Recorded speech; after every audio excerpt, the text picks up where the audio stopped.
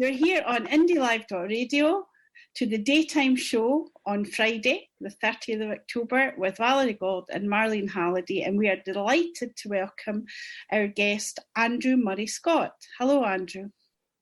Hello. So we're going to be talking all about your political ideas, but more importantly, about your work. How are you going to do it? Because I believe that you have Ron Cully on as well. I never actually met Ron Cully, but I know that he wrote a book about Willie McRae. I remembered that recently, about a couple of months ago, I'd been in another Zoom meeting where, from all under one banner, where Ron Cully had been talking about the Willie McRae case. So I thought, wouldn't that be brilliant to have both of you on the same show? I've maybe mentioned to you, but I think when I spoke to you before, we hadn't been in contact with him. You know, you're both very successfully published authors, and there is this kind of tenuous link between your work, but although just because of the theme of one of the books, but that you don't actually know each other. We can mention that. No, that's right. Although, I mean, basically I remember Willie McRae listening to his barnstorming orations at SNP conferences in the 1970s. You know, he was a really good speaker, very witty, and you know, but he loved to rabble rouse. He was a bit of a rabble rouser. I met him a couple of times briefly and spoke to him, but my main connection was through my then council group leader, who happened to have been, by sheer coincidence, the second person on the scene of the crash site at Lochloyne, where Willie McRae was found dying or dead. So David Coates, his name, he took me up to the crash site, and we went and looked over it, and you know, he gave me contacts of people who were witnesses and who had been there that day, and people who knew him, and so on. So as a result, I got drawn into an investigation on Willie's death, which ended up in my book, Britain's Secret War, which I don't know if you can see. Horrifying man in a balaclava with a Union Jack burning and all that. This was a big bestseller in 1990, and my section on Willie McRae was a section called Death of an Activist, which is quite a big section of the book, is that. That was just a few years after he died. I started writing about 4 years after he died. There had already been a lot of press interest, so that got into a book. But my friend Ian was compiling a book on what was called tartan terrorism at that time. Horrible phrase, and some, not something. I think we were both uneasy about it because of the subject matter of it. But it was in essence a history, and a history that had never been told before, about people in the nationalist movement from the very early days who had been, you could call them adventurism, but it's reckless and, you know, crazy, not undemocratic kind of things they did. I mean, a lot of things. Some of them were bank robbers. Some of them were, you know, blew up pylons, and all kinds of astonishing things went on. It was we called it Britain's Secret War.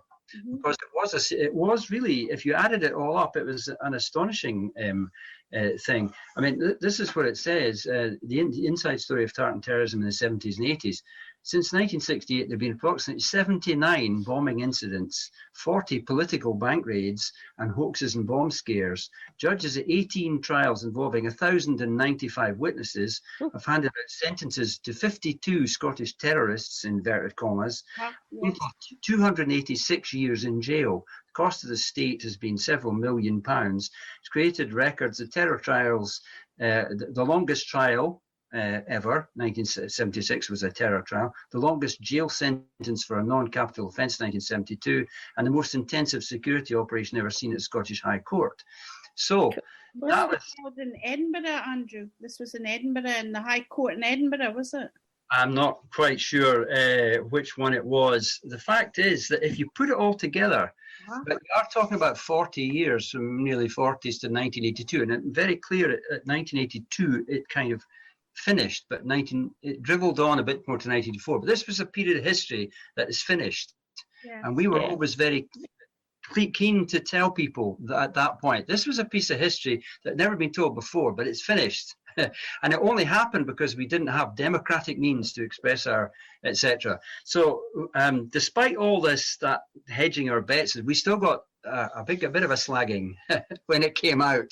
We were accused of being MI5 agents. We were accused of being terrorists. We did everything to try and explain that we were trying to get this out into the public domain before the Daily Mail started to do it at every election, you know, because they could have. But it was an astonishing book to write, and it's been extraordinarily influential in its day. It's long out of print, of course. It was pirated on the internet by some far-right groups in the American South, in Texas kind of area. It was stolen by a Republican group in Scotland early on, and the whole text has been available on the internet for years. But it still has influenced, like, for example, Ian Rankin's book, The Impossible Dead, is based on the Willie McRae case. James Robertson, of course, has used other elements in Britain's Secret War, which he's credited in And the Land Lay Still. Landley still, yeah. So, I mean, James is a friend of mine. I used to know him when he was writing historical fiction, which I think he's really good at. But anyway, I don't want to get into that. Unfortunately, the stuff he took from Britain's Secret War kind of killed his And the Land Lay Still. For me, it had a huge soggy bit in the middle, which... No, that's so funny. My fault entirely. That's so fun. No, it's not your fault. He wrote the book. No, I love James Robertson. I see he won a prize the other night, a special lifetime award at the... Yes, yeah, he's a great writer. He's a good writer. Just to say what you were saying there, I absolutely adored that book, but the only bit I wasn't too keen on was that section about the MI5 agent. I thought it was the weakest section. Well, that's exactly what I'm saying to you, Valerie, because I felt it was basically quite a large section of the book, which is just a three-way conversation between a dupe, an agent provocateur, and a spy handler. And to me, it was flat. It was two-dimensional, and it killed a lot of... The Land Lay Still had lots of great threads in it, and it was very diverse, but that just, to me, didn't do it any favors. But James is a great friend, and he has helped me. He helped me launch my second book. He read with me at a reading way back, my second book, a novel, Estuary Blue. That was about 2001. So can I ask you, before you go on to talk about these books, Andrew, can I ask you how you came to start writing in the first place? You know, how did that come about? Well, I remember a conversation with my father when I was... my father died when I was 18. A conversation with my father, he said, it's great that you're literary, that you're always head in a book. Dickens was my big passion at that time. I thought Dickens was great, and I had virtually all his... I've got his complete set now, but when I was a kid, I had a lot of Dickens too. So I wanted to be a writer, and I was writing in school magazines and doing all that. And he said, that's great. You have to do something in the real world. You have to do something. So, okay, Dad, I'll be a doctor like you. So I got a place in medical school, but then he died just a month before I was due to start medicine. So I went up there and just decided, no, this is not for me. I failed the exams. It was what we now was delayed grief reaction, of course. But I went away to become a writer, which meant for me getting jobs in hotels as kitchen porters and night porters, working in bars, working in bakeries, working in factories, working in, you name it, I did it. About scores and scores of jobs from my late teens to, really all the way up till I was 35 when I went back to university and got a degree.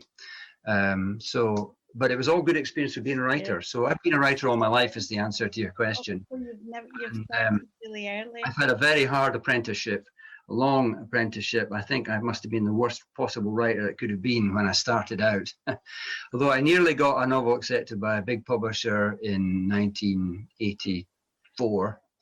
John Murray nearly took a novel. But I didn't actually get a novel published until I won the Dundee Book Prize in 1999. And that was for Cumulus. Cumulus, yeah. And Les Lochhead handed me the prize and $6,000 as well. Fantastic. I promptly gave to an Indigenous friend of mine who was rather ungrateful he didn't get more. Anyway, I'm not going to that. A publishing deal. Yeah, Polygon. So they also published Estuary Blue as well. And then sadly, they got taken over by Berlin, who already published my first book, my first non-fiction book, Bonnie Dundee, which is a biography of Graham of Claverhouse.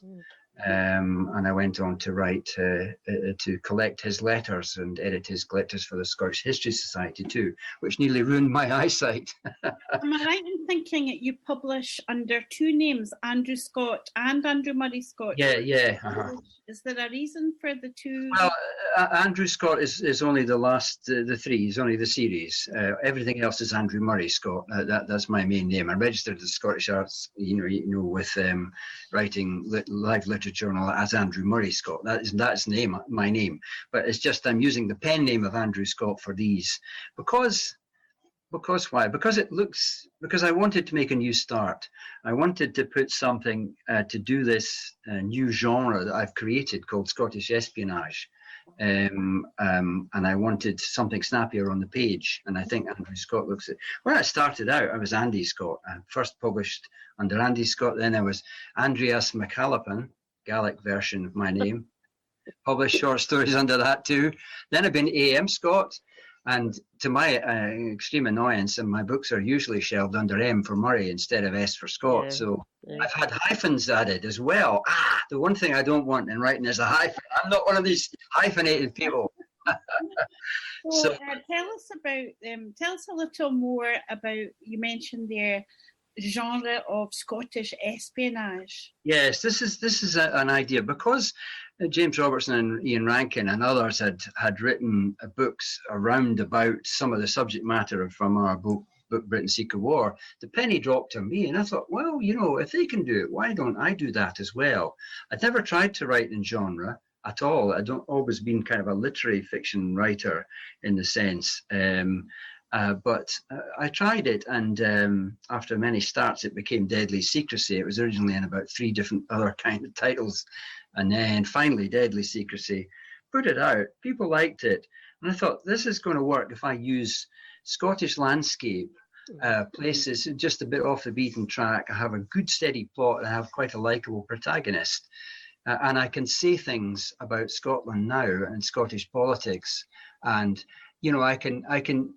Not be overtly political, but the novels will make the reader be in the position of accepting the fact that there's a sane Scottish presence, a mindset here that the book is being written from, which welcomes the cosmopolitan, multi-ethnic Scotland we live in now, which welcomes the direction we're moving in towards sovereignty, and which kind of also pokes a finger at some of the horrible anachronisms that the British establishment has, and I can really fight the fight by at the same time hopefully engage the reader as well. Mm-hmm. And so your political views as well, we're going to come on to that. You've been a lifelong supporter of Scottish independence. Then you mentioned earlier that you'd heard Willie McRae at conference, so you must have been Yes, I think I joined when I was 16, and I did a lot. I always used to tell my employers, Shona and Joe, that I did all my best canvassing before I was 20, because I was so enthusiastic in South Angus and Dundee East in those days. I was just really. And because you're enthusiastic to do these things, you get good at it. So Gordon Wilson, obviously, that was why he subsequently asked me to become his constituency assistant when what was called the short money became available to the SNP and they could afford to take people on. So I became Gordon Wilson's constituency assistant and also a councillor in the 80s in Dundee after 5 years in London, I have to say, because like many after the referendum in 1979, when Thatcher said no devolution, lots of people left Scotland. I see Marlene nodding, I think, to that. I can see you distantly.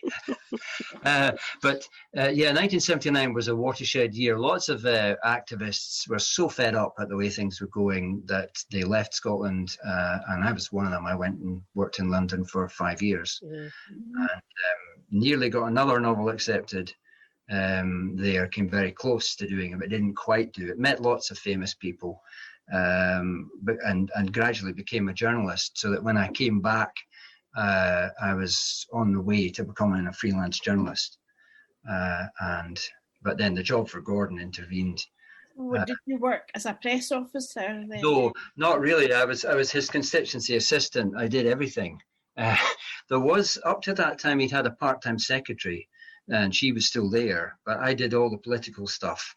So a lot of it was, I remember one time, it was a great moment for me because Gordon was not very easy to work with. He was a very inspiring character, and I had a huge respect for him. I thought he was marvelous, even though I had told him early on that Alex Salmond was a friend of mine, because Alex was quite often in my flat in Dundee in those days. He was at St Andrews University at the same time as I was living in Dundee. So he said, "I won't hold that against you." But Gordon, I remember one time I got a great story I knew was going to make front page story for him, and he said, "Where are you? Where are you?" And I said, "It's okay, relax, Gordon. I've done the interviews. I've got the front page for tomorrow's paper."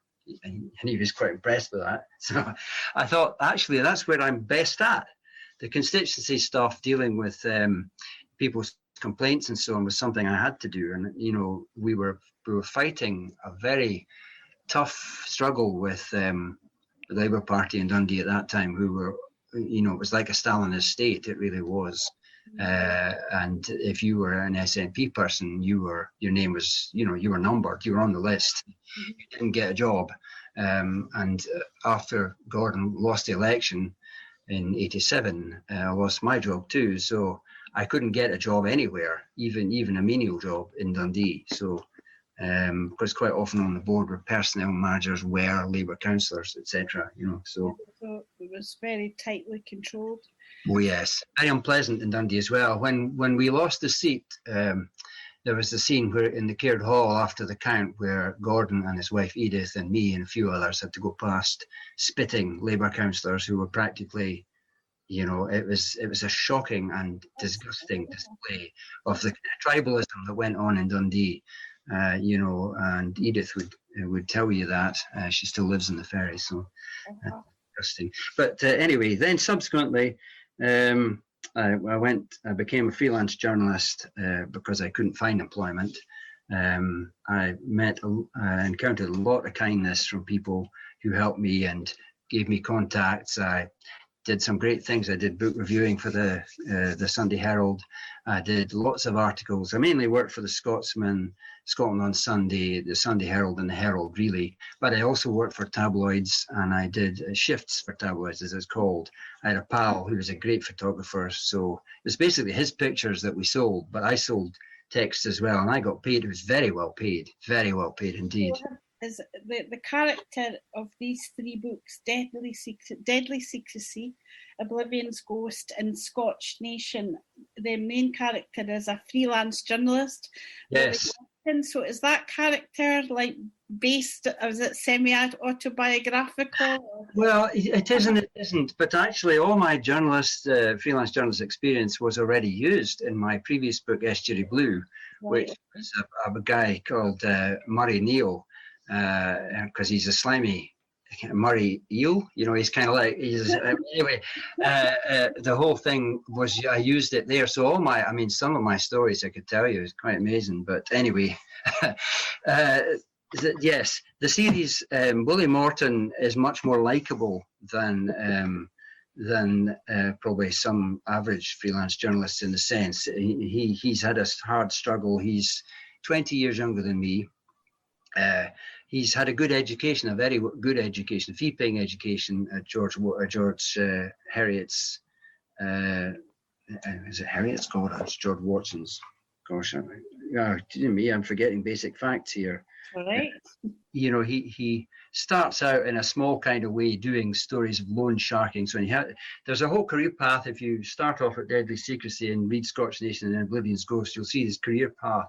And the next one, which I've just finishing the first draft of, he goes further. He's actually the Scottish Standard newspaper, for which he's attached to in all three books, really, as a freelance. He is now a staff member of. They set up an investigations unit, and Willie's going to be, so he can take on even bigger stories. And that's a delight, is that he can develop his career, as it were.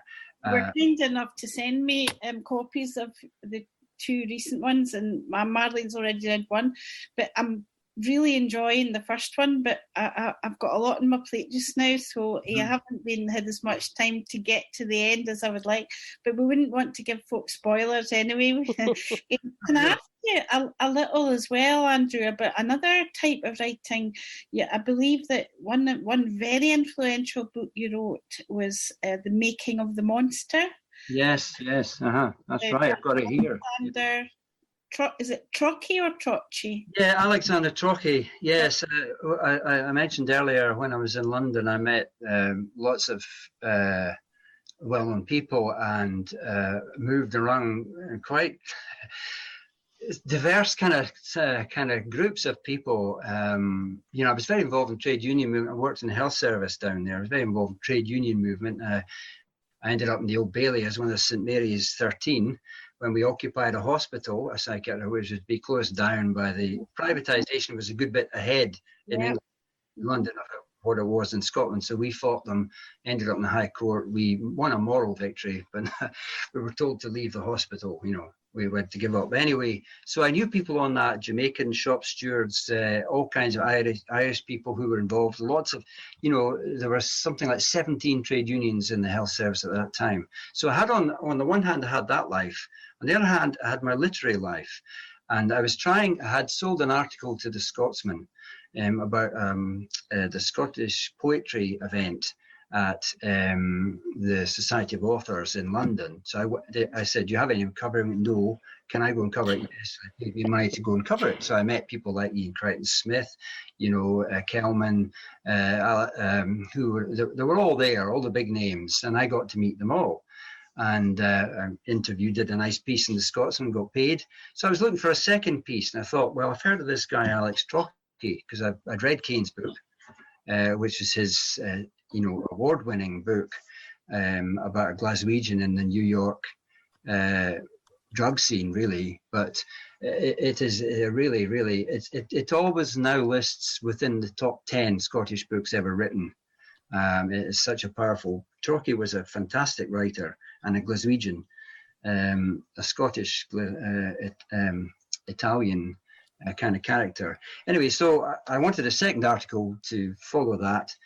I'll do an interview with Trocchi. After some trouble, I found him in Kensington, and he was at the centre of a demi-monde of kind of people who were either famous themselves or the sons and daughters of famous people. For example, Cressida Connolly, the daughter of Cyril Connolly. And I was away in Venice on a holiday, and Trocchi wrote me a letter. Andrew, it's very important, must speak to you.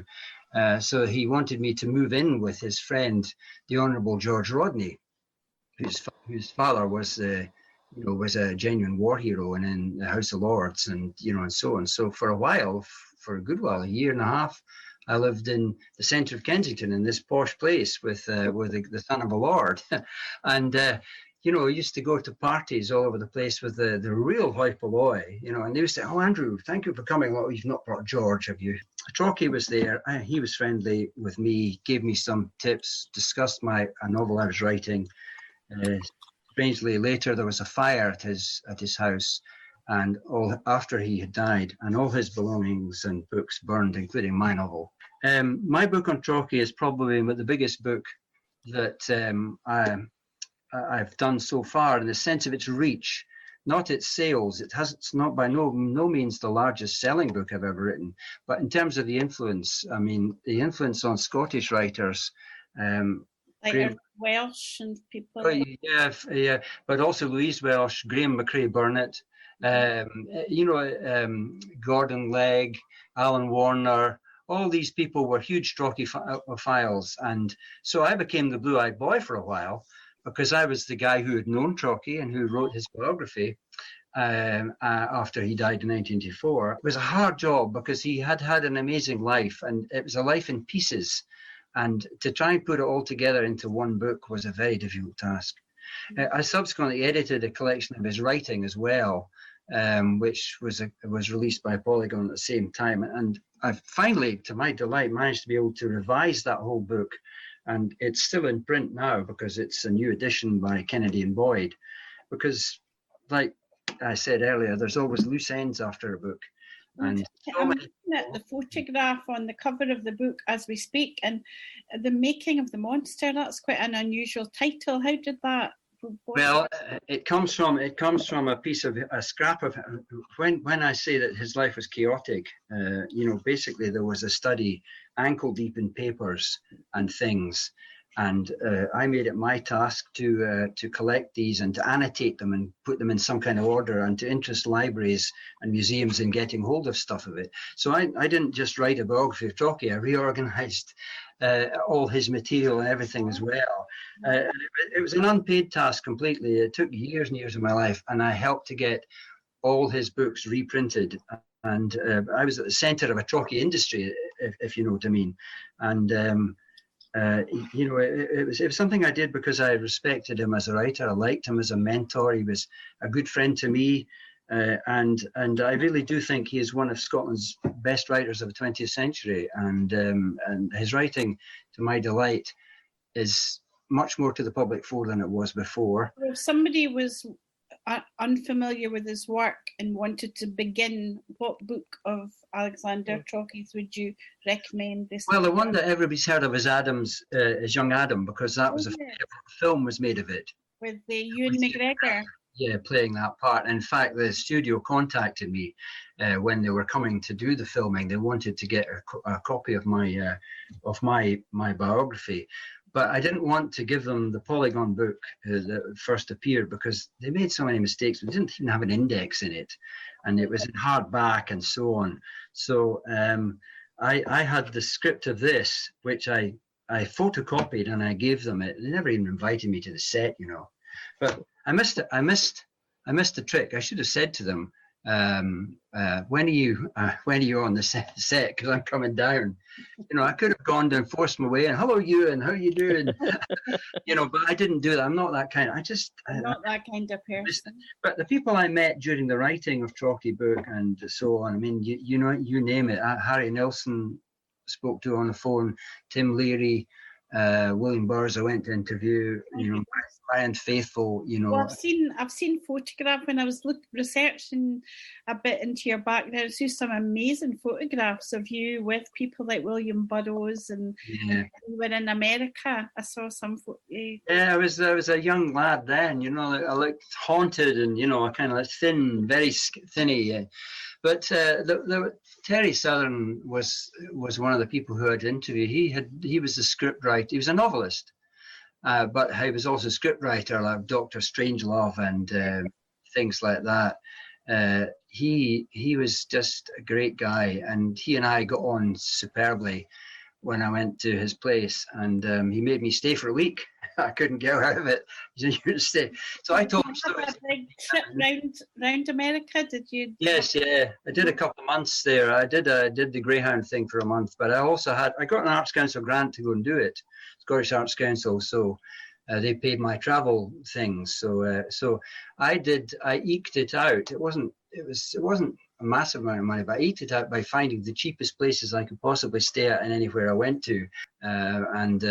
Anyway, subsequently I wrote a short story which was published, called which got into an anthology, etc., based on that kind of trip, But Andrew, there was something you touched on earlier about the idea of Scottish fiction and feeding into the current Scottish politics situation. Would you like to expand on that a wee bit, just say a bit more, because it is really important. I always think that the power of drama, art, writing can have a huge effect on people's political ideas, because it's not always with facts and rational argument that people are convinced. It's often their hearts as well as their minds. I just wondered if you've got anything more to say on that idea about how Scottish fiction can feed into the current.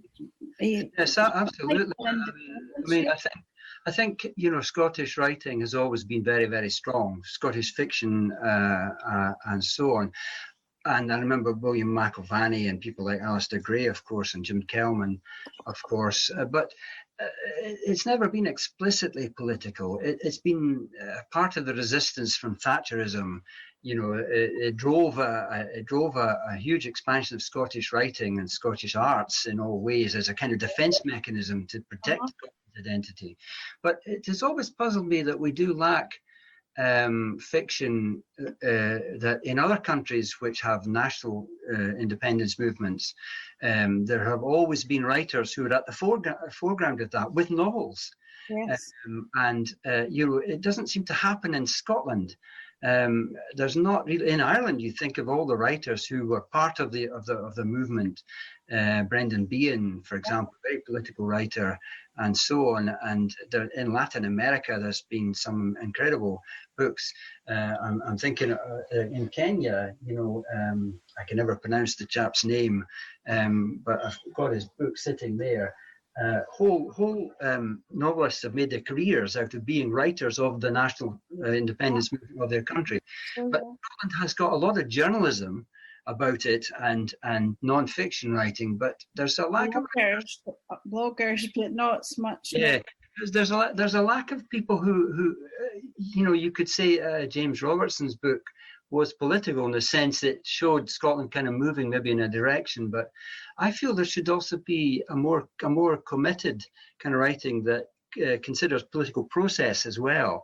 And I'm not saying you should write tracts. Who wants to write a tract? Nobody would read it. But but I think a good thing would be to harness genre. Everybody likes crime novels, so let's write a crime novel, but let's make it a crime novel where the reader finds himself subtly worked upon as they read the novel to realise that this is, the potential that is there for moving hearts and minds. I think I mentioned to you off air that because we were interviewing you and we knew that one of your books was very much based on the death of Willie McRae, that we also asked another author, so Ron Cully, who also writes a novel, a mixture of fact and fiction, which is based on he's got a novel based on that called Alba, the death of Willie McRae. So his interview will be going out in the same programme. And also recently, a couple of weeks ago, we also interviewed a writer who we have had on the show before. He's called Alan Martin, and he's got two novels and a novella, and his first novel was called The Peat Dead, set on Islay, and the second one is called The Dead of Jura, amazingly enough, set on Jura.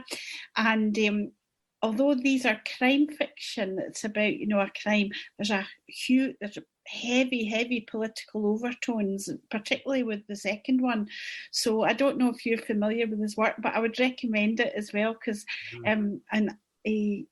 I think that's a wonderful idea. I'm really looking forward to reading your.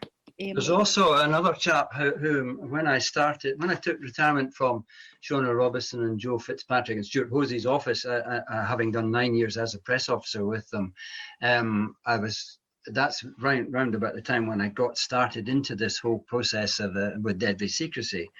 And I was looking for a theme, and I was looking for something to do with it. I didn't want to write sensational kind of stuff, because I'm also aware that there is a subgenre of fiction which has been ongoing. In fact, I wrote an article in the Herald about this some time ago, which everybody's heard of Scotch on the Rocks, the Scotch on the Rocks novel, which is written by a Tory Home Secretary. It's in fact one of only about 20 novels now that exist. Many of them written by people you would know. Kirsty Walk's husband, for example, big media figure in Scotland, wrote a book called Rogue Nation, which shows, surprise, surprise, and independent Scotland sliding inevitably into bankruptcy and ruin. And it's amazing how that theme is such a common theme among people writing this kind of thriller. So I thought, I'm going to have something in similar lines, but I'm going to go the other way around, and I'm going to write a novel that doesn't really engage totally with it. It's nuanced. I don't want to be a total sensational tripe like that. No. But so what I found was that there is research, people who are studying the present constitutional situation we're in, and there's all kinds of interesting little things you can find. For example, MI5's role in Scotland. It's always been a matter of conjecture. Well, MI5 has a Glasgow office, so. And it's these academics. If you pore through their essays, you find that there are problems there. For example, there are now the problem of two masters. MI5 in Glasgow is in charge of all security intelligence matters within the whole UK, within Scotland as part of that. But Police Scotland also have control of matters to do with national security as well, and Scottish ministers sign them off. So there is this interesting ground conflict that you can use to create fiction, and that's partly what Oblivion's Ghost is in. Scotch Nation, different theme there. That's what would they get up to in London if what kind of nasty things are they doing? Because it's quite certain that they have had quite a lot of involvement in some kind of low-intensity way in Scottish politics. That's something we touch on quite a bit in our other interview with Ron Cully, because as you'll know yourself, because you're obviously far more knowledgeable about this kind of subject than I am, but there is huge documented evidence of penetration of perfectly legal political organisations by the state service, the security services, including these cases where people actually formed relationships and had children and everything. Yes, that's right. With the eco warriors. Yeah, that's right. Well, in Britain's Secret War, way back in 1990, that was the other half of the book. We tried to find out what this penetration had been. We interviewed lots of people who claimed to have been. And of course, I myself, when I was 24 in London, my then girlfriend, age 22, shocked me by saying that she had been approached and in a rather roundabout way, because she was bilingual and so on, to become basically a support agent for MI6. Yeah. And that's what she did. And she was moved to Geneva.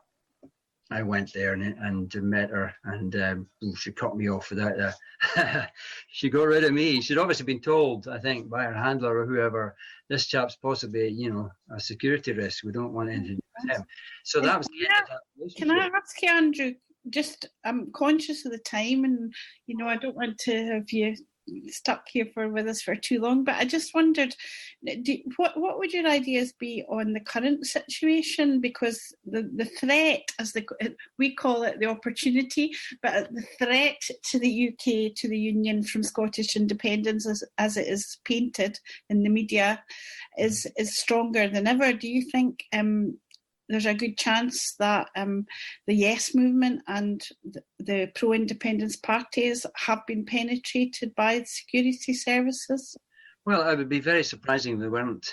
I mean, what else are they doing? They're being paid lots of money. What do they do for it? Of course they're doing this kind of thing.